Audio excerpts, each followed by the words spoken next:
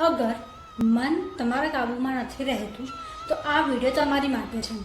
આપો વંદન masters, welcome to day 12 chapter 6 ધ્યાન યોગ. હવે આપણે જોઈશું આજનો વિષય શું છે. મન કાબૂમાં કેમ મુશ્કેલ લાગે છે. આજનો શ્લોક શું છે?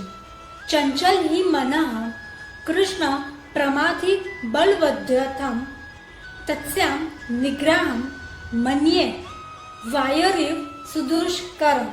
હવે આપણે જોઈશું આનો સરળ અર્થ શું છે.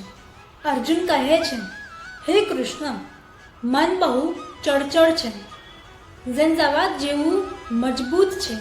એને કાબૂમાં લેવું પવનને પકડવા જેવું છે. પવનને કેટલું મુશ્કેલ છે પકડવાનું, એવી રીતે જ આપણા મનને પકડવાનું બહુ મુશ્કેલ છે. હવે આપણે જોઈશું આ જ શ્લોક આપણા જીવન સાથે કેવી રીતે જોડાય છે. જો તમને પણ લાગે છે કે ધ્યાનમાં બેસવાથી મન ભાગે છે તો તમે ખોટા નથી. ગીતા સ્વીકાર કરે છે, મનનું ભાગવું સ્વાભાવિક છે.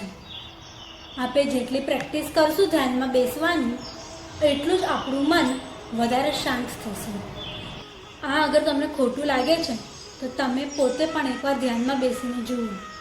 તમે એક દિવસ બેસશો, 2 દિવસ બેસશો, મહિના પછી તમે જોજો તમારું ધ્યાન ક્યાંય પણ નહીં ભટકે, બલ્કિ તમારું ધ્યાન ખાલી શ્વાસ ઉપર રહેશે.